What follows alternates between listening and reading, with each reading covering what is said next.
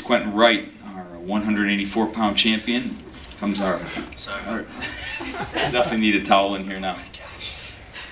Jill, can we get a towel? Thank you. Number 9 seed, our lowest seed so far to win a national title. So Quentin, congratulations, and I'm glad you didn't get that on me. Thank you. I'm sorry about that. It's all right. So Start with questions. Go ahead, right here. Was there any added pressure when your two teammates lost before you tonight? a little bit, I'd say, because they came in and they weren't happy. I didn't watch them. I didn't watch what happened or what went on. So when they came in and they were really upset, I knew that it didn't go good for them. So, coaches took me out of the room and said, "Hey, you're on your own. This is your match. Don't feed off of what happened there. Just go out there and do what you can do." Let's go back here and then... Oh, I'm sorry. Yep. Go ahead here and then to the left. First off, congratulations, Q. Thank you.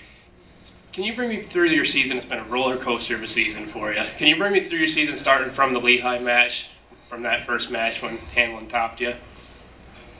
I'd say it really all started going downhill at that moment. Well, it was going downhill a little bit before that, but in the practice room, I wasn't enjoying being there. I was a little bit mad at the coaches because I felt like they weren't working with me. And it was just a lot of things were going on all at once. And then that Lehigh match, whenever he beat me, I really got to thank him for doing that, because that started a long recovery for the rest of the season. He was the first piece. And after that moment, got really mad, and things started to get a little bit worse.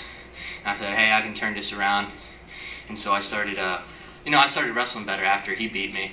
I won at the duels that we did, and then I won at the Midline Open, but then I separated my shoulder and really set me back again, and my attitude was it was bad at that moment. So it took the whole season for the teammates, the coaches, and people in the community to really help me out and change my attitude and heal me up. And I got to thank everyone, because they were all there for me the whole time, and that's really what brought me out of it. Over here on the left corner. Quentin, what made you think that the coaches weren't working with you? It was just some personal things that was going on where, different techniques and what they were doing. I thought, just being a kid, I thought I could do it better, type thing. And that attitude really set me back, because, the coaches are there to help me reach my goals, and I was really working against them at the time. And so once I changed my attitude after I hurt my shoulder and started working with the coaches, everything started to change around. And so a lot of the problem was with me, in my mind, and I just needed people to, help coach me out of it at the time. Up front here, Mike. Quentin, you just sort of filled in what question I was going to ask you. You were actually recruited by the Sunderland group. Yes. Could you talk about the difference, other than these little problems, and when Sanderson arrived, what did you think? It was just ecstatic. Everybody was ecstatic whenever Sanderson arrived. I went crazy, because, he's a legend. He grew up watching him. And then in the Sunderland group, they were okay. I did really well under Mark Perry, especially. He kind of coached me, and a lot of credit to the reason why I was a freshman All-American, because Coach Sunderland brought in Mark Perry, and he really helped me out to reach those goals. And then whenever Cale came in, it took the whole program to a new level, to a new set of standards, and Cale brought in a bunch of guys who were really going to push us. And Coach Cale, he's there for the long haul. He wants to develop a place where we get them out of high school, we develop them into national champions, then they turn into world champions and eventually Olympic champions. He wants to fulfill people's dreams. Over here on the left. Can you talk a couple of things, really? Number one, your reaction to the team title, how important it is to the team, and then what happened in the wrestling room after the Iowa matches to make you guys, turn around like you did? Coach K was mad after that, I'll tell you that. And I think I was like one of the guys who got the brunt of it, because I went out there and I lost 7-2 to Gambrell, and just, they were expecting big things out of me at the time, and I wasn't performing. My mindset wasn't quite there yet. So, after that, we just said, hey, our goals are still the same. We're going to win national titles. And I think everybody personally, we stepped it up, because, we had a little bit, we thought we thought that we were better than what we were, but we were that good. but we weren't putting the effort to reach it. And that was, I'd say, the problem. And after the Iowa match, we realized the effort that it was going to take, that nobody's going to roll over for you, that you're going to have to, if you want it, you got to go take it. And that's how the team as a whole changed, and that's where we are today. We're getting the right, Quentin. You were saying how upset Frank and David were after their matches. As one of the older guys now, how do you help David out with this devastating loss for him? I mean,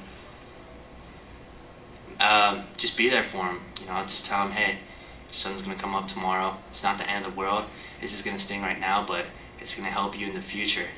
And you're just going to be prepared next time for the next championship. Because I know when I lost my Big Ten title my freshman year, it hurt because I went up there thinking I was going to beat the guy.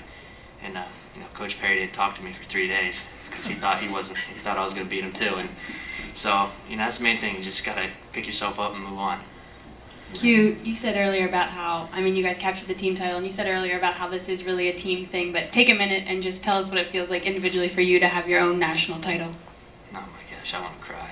Just because, I've been dreaming, it's what I've been thinking about, and whenever I was in elementary, going to Ken Sherdo's, just learning wrestling, he immortalized the people who won nationals up on his board, and I'm one of them now. So, it's a great feeling. It hasn't really hit me yet because I just got out of the match, but it's going to get better for a long time.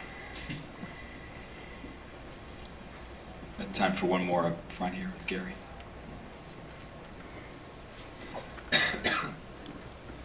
Do you take a break, or are we going to see you this spring and summer? I know you've always had a lot of freestyle competition, and you just got off some injuries and things of that sort. But I was curious whether winning this is going to motivate you to do some other things soon.